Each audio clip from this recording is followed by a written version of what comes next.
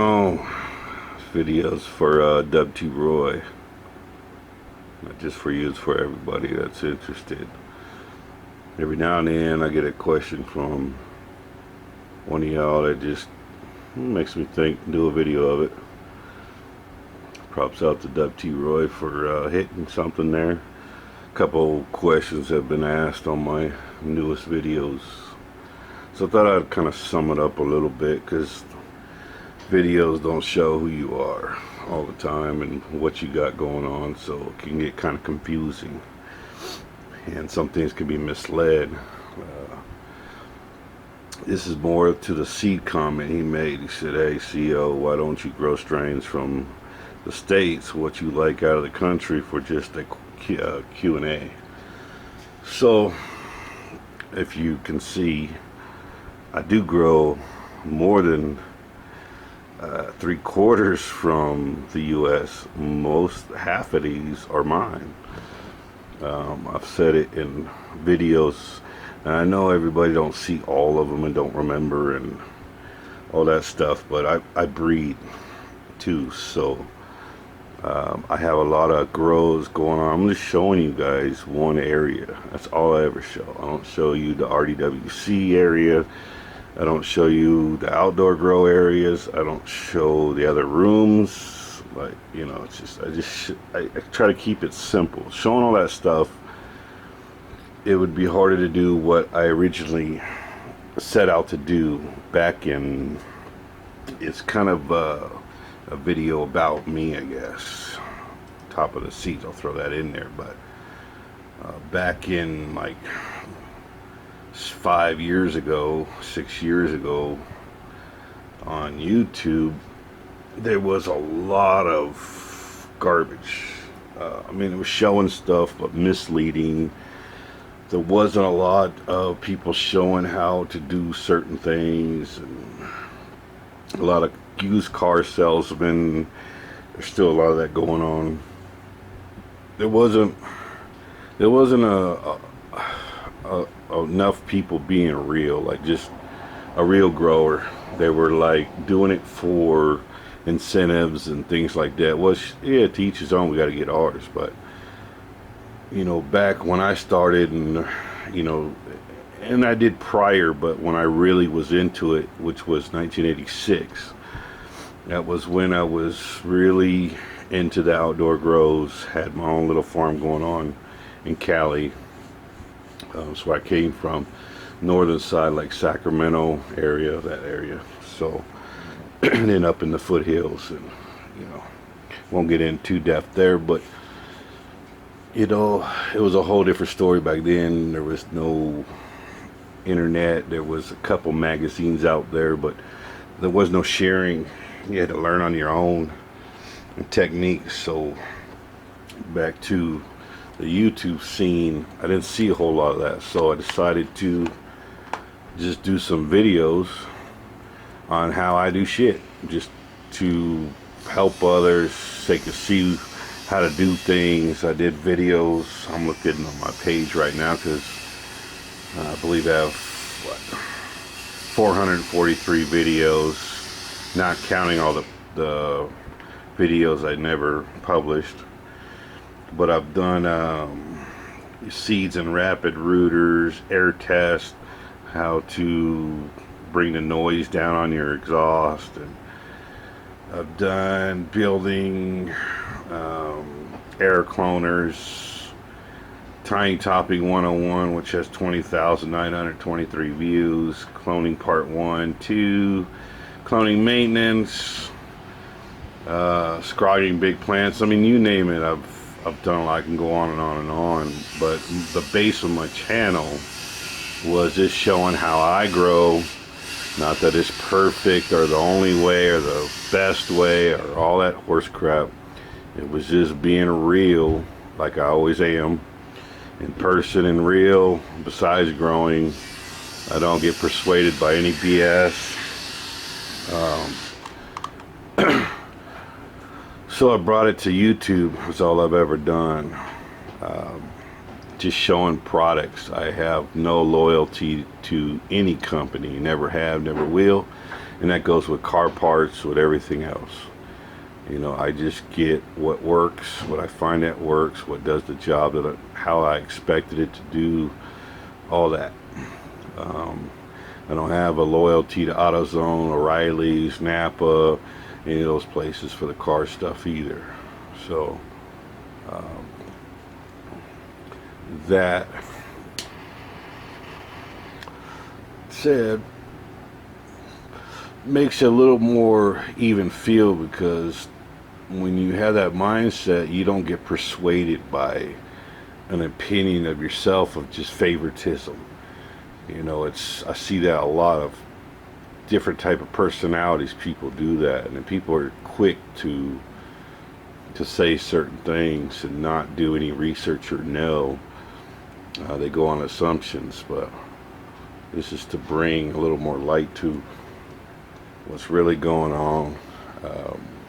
This is not all of them. This is just the white container there, the porcelain of seeds, which is named some off THC.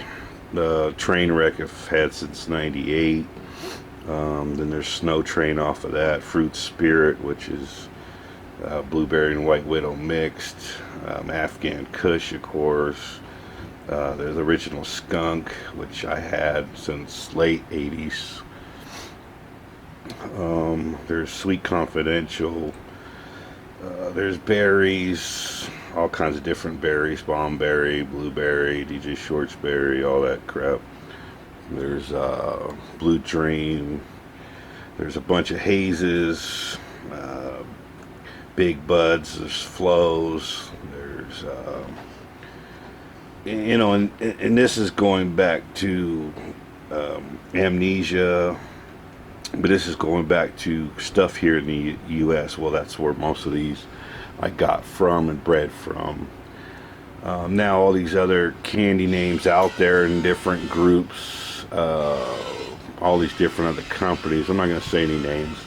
It's all good. They're breeding, they're doing all their own thing, but you don't see me get caught up in that, because, you know, that's everybody else is growing them.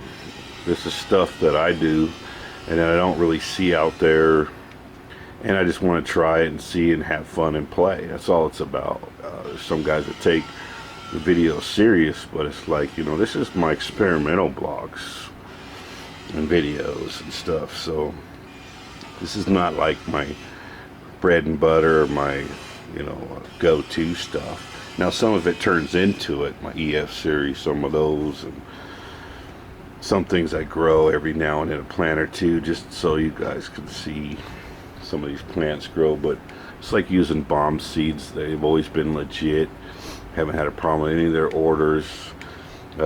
Seed City, Seed Man. I don't know if you guys, some of you guys will probably remember, I used to be big into Herbies, big seed banks. Like I said, I don't need seeds. All those there, those little dime bags there, and some of those bigger ones, you know, they're full with 100+ seeds in each bag. Some of those tubes got probably 200-300 seeds in them. I do a lot of them because I just want to see the different plants grow, and then sometimes I just see what we'll want to play with and look at a different strain grow, just for seeing other stuff different. Gorilla Glue, Critical, got that. I got so many. I mean, I'm gonna sit here and just name off, because y'all, you know, already know a lot of these strains out there. Fruity Pebbles, all that crap.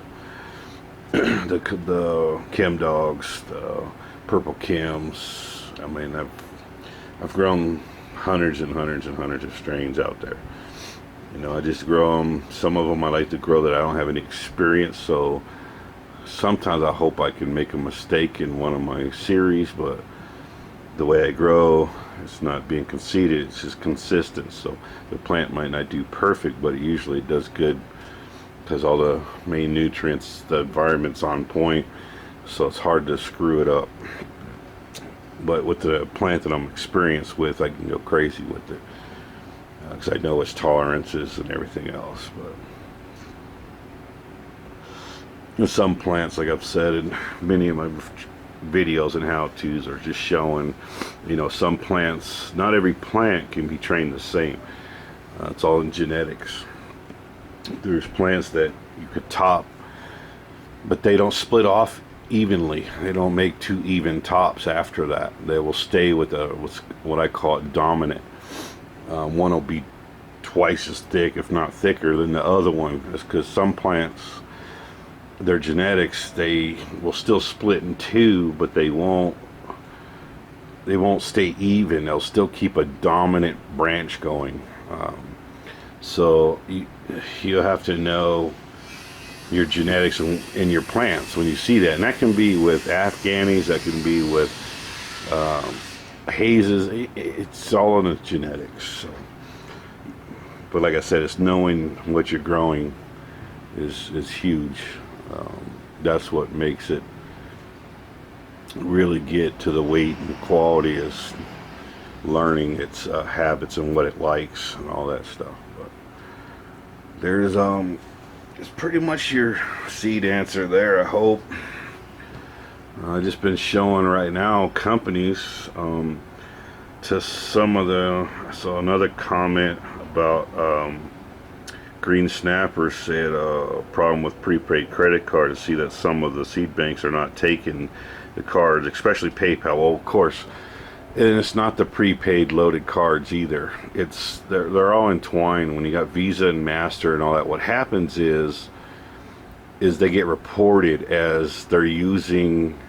If the credit card companies, regardless if it's loaded card or not, they're all using processors. If they get reported using the cards for buying cannabis and stuff that's illegal, they'll start blocking those. That's what happens. So it's like hit and miss. Like Seed City used to have visas working.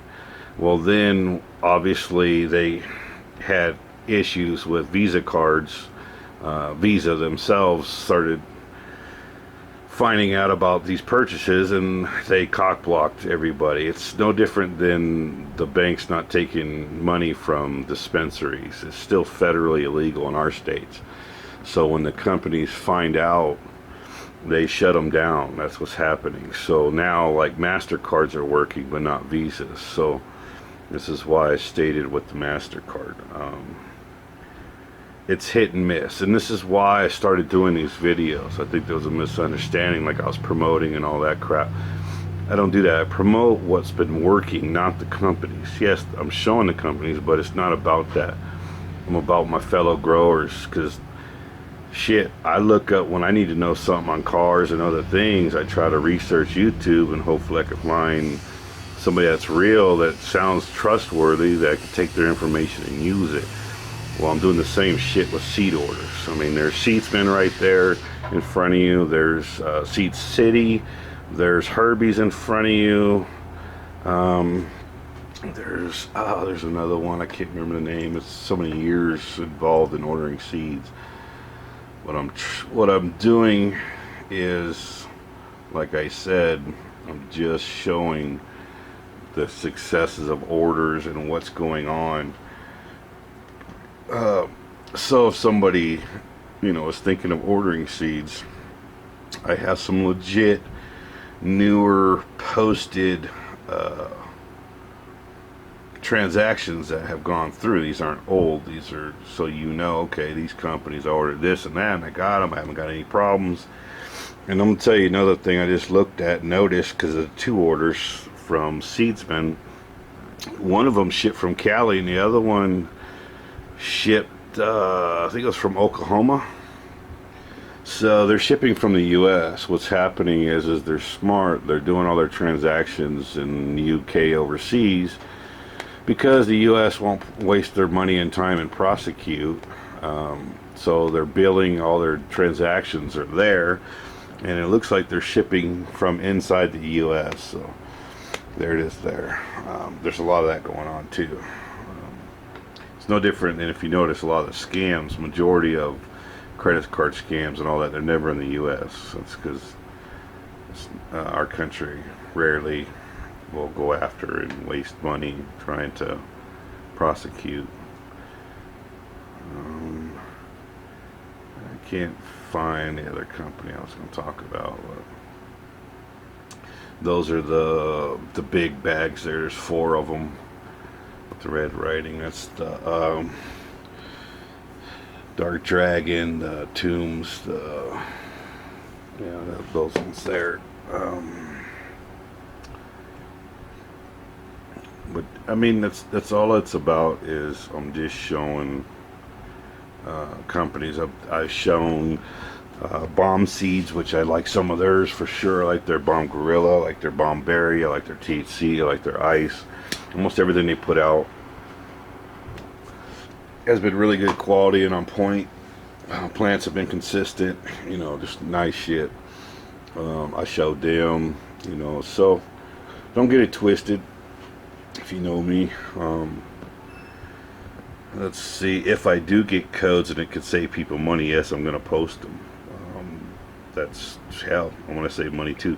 That's why I actually did this second seedsman order. I wasn't going to, but when I saw the buy 10 get 10 free, I'm like, hell, I'm down. That's like, comes down to like 2 something, a little bit under $3 a bean, which is a little more reasonable, because a lot of these other guys think their shit don't stink, and they're charging $5-10 per bean when they're getting 2,000 per plant. That's ridiculous. They're just trying to get all the money they can. Props to them, but in return, I'm a real grower. I have no respect for them guys that are overpricing their beans and banking and all that. They could say their shit's platinum gold. It's full of shit.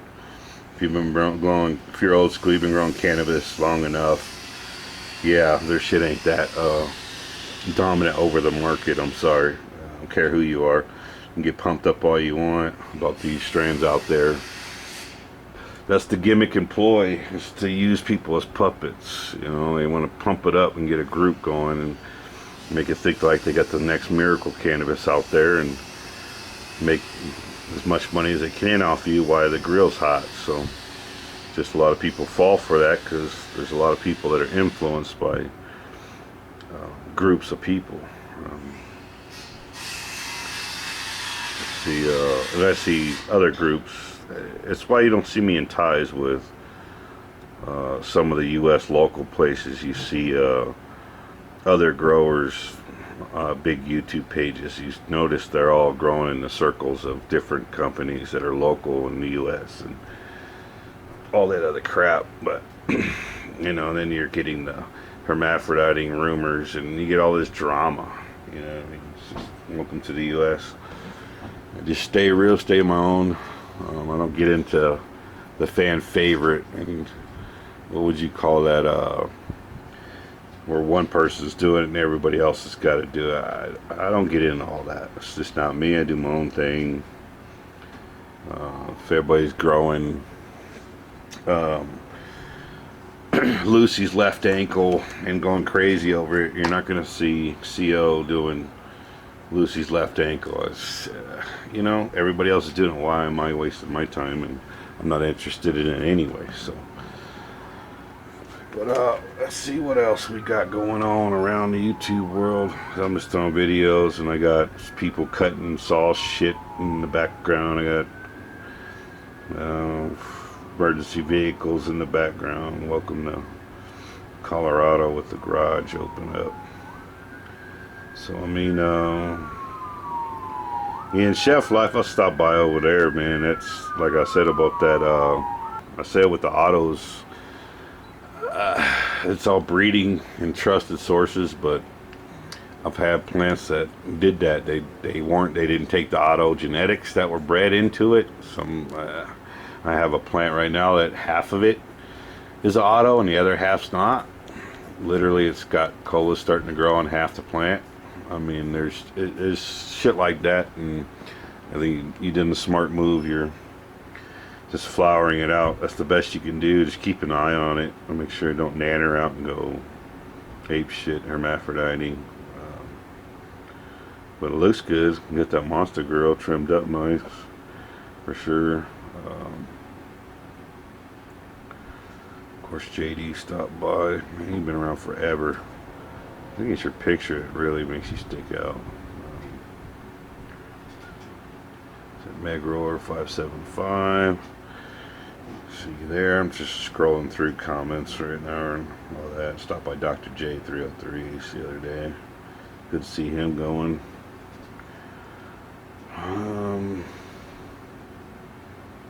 Yeah, it's not too much on the YouTube world.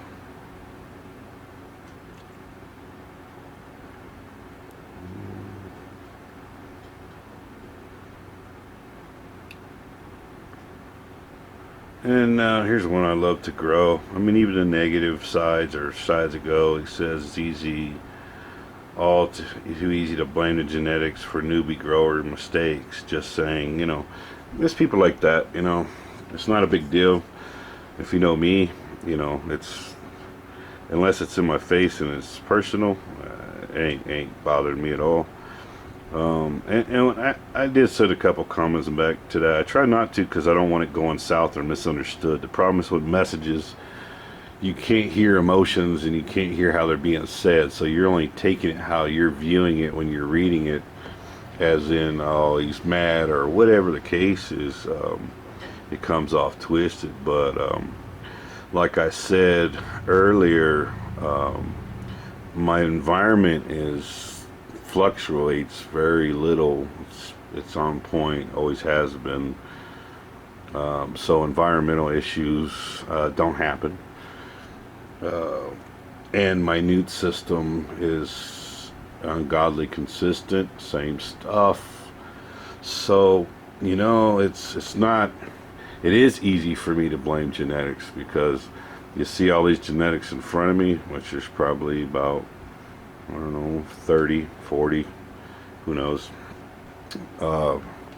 These don't have all the problems, so when one or two does, what would you blame?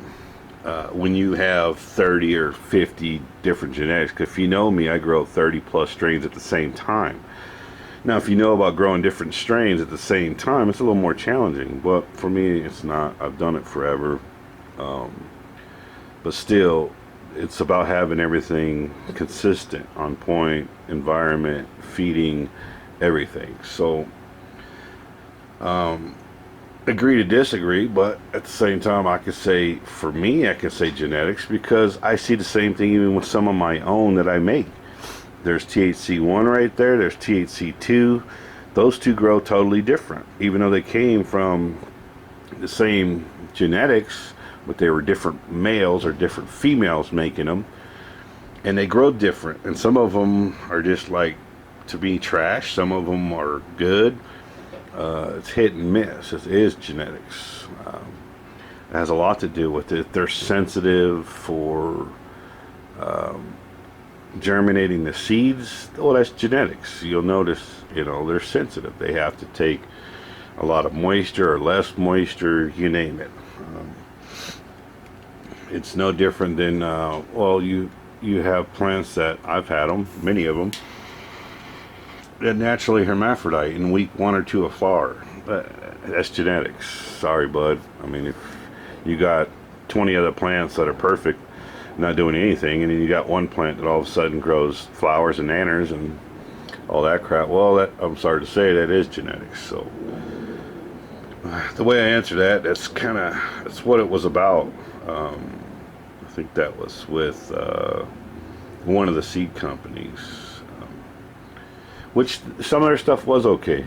You know, it wasn't just a phone call with them. There was more up to it, and the reason why I didn't follow up like I was going to with part 2 is there were so many in the comments of people. I'm like, okay, everybody gets it. Everybody kind of knows. See, I didn't know there was a lot of experience with that company out there, and so everybody kind of said what my second video was going to follow up on, which was the genetics stability. Yeah, there was some nice ones, but there was a majority that were average or less, and that's growing side by side with other stuff. You know, like their Kush with 2 other Kushes I have, they were like a quarter of the size. Well, that's genetics, going back to that again. So obviously if they're grown all in the same 10-15 gallon pots and using the same soils and same all that, it's a needy plant or whatever the case is, or it could be outdoor. There is a difference between them. Some plants, all plants can do both with their plants, but there's some plants that will perform outdoors way more than others that are bred for indoors. If you are a real good grower or long term, you would know that. Smart pots versus air pots, that was one of the biggest videos I did that caused a lot of hatred and confusion and all that, but it was more or less like showing differences and different styles and zero waste growing. And like I do, there's people just they were fanboys, and that's where I think a lot of mistakes are made, is when you come across the fanboys. Not talking about the fanboys slash trolls, but just the fanboys. They take offense to anything negative said about their product and all that. And air pots, they do great. They're awesome, but they're not really great for like a similar setup to mine, where it's more based on wicking, zero waste. A lot of, I don't know if you've noticed, I got a lot of air my intakes are down in the lower of the room where it should be. Exhaust at the top where the heat rises, but with the intakes all coming in low, even the fabric pots dry out, but not near as fast as the air pots. Air pots with the wide open holes are dry out super fast. But it came down to the wicking and the messes and things like that. Yeah, you can pack them, do all this other stuff, and you can take 10 minutes or 5 minutes to water the plant, not have the water shoot out the holes, but like I tried to explain a few times, is when you're dealing with 30, 40, 150 plants, sitting there pouring a gallon real slow so it doesn't leak out the sides is BS. Like, it's not having the time. And it's not to say the pot was bad, it was just not economical for the way I grew. And it's to make others decide if they were doing similar styles and all that, then they would see it and not spend their money like I did and put all their plants in that environment like I did. And it was just to allow people to see before they buy. It wasn't to bash or, because I use both. I still do. It's just different. Now for drips, air pots are pretty good. It's the wicking side, because what I show, I do a lot of zero waste. Water's not cheap. I don't like wasting it.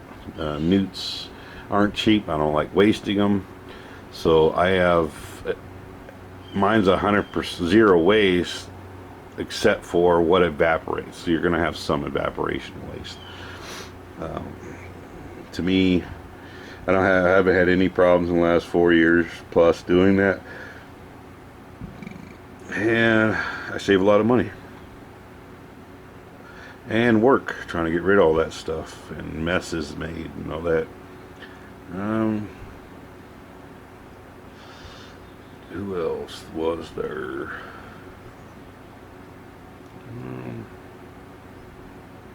Greenleaf Grow.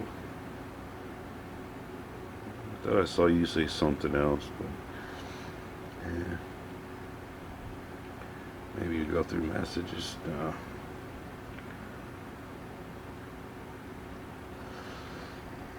There's Jasper. Well, that's pretty much it. I'm not going to keep going. I can add another message, I guess, later on, or another. I'll do another video as I come across some of them that it's easier for me to answer in a video than typing and ramble on other stuff. But it kind of covers the basis of, for the newer guys coming along these channels not knowing. It's no different than the no BS videos. The wind's going to come in and blow the seeds around now. But it's kind of where I'm at. As you see, 3/4 are in states. I just don't do the fanboy stuff out there. No need to. Other good growers are doing it. I mean, hell, Med Grower, he's been around for a long time. So that guy, good dude. good spirits. He grows a lot of that local stuff. I mean, there's guys out there like that that are already doing it, so there's no need. You can trust them. They're doing it. You know, me, I do my own thing. Always have, always will. Yeah, pretty much it. This is my partial seed bank right here. And we're expanding every single harvest. There's always a breeding harvest. So there's going to be more breeding coming up, especially with those, I think it's the Minister's Genetics. God, I wish I could find that link. Can't remember who it was. But, I was trying to look real quick, but no, I ain't gonna find it. Oh, I need to get all my seed banks into a bookmark so I can pull them up faster. But yeah, there's all regular seeds in those big bags there. Hopefully get some males from that, and then I'll be breeding those within themselves, and then also mixing them with each other, and mixing them with other stuff. And because I have some really big outdoor growers and indoor growers, which is like the Afghani Kushes, the Hazes, the skunks, and things like that that I have that are really big weight plants that I like to breed into others. No different than what everybody does, or what a lot of people do. They take really good strains and they mix, bomb seeds. They've been doing that forever. Bomb number one is their huge grower, and they mix it with the Widows, TCs, Ices, Kushes, all the green cracks, everything, Gorilla Bomb. They mix their Bomb one to. They're looking for increasing yields, and that's what they use. It's common. We all do it. So be a lot more. Hopefully, I answer some questions or some thoughts. Keep it positive.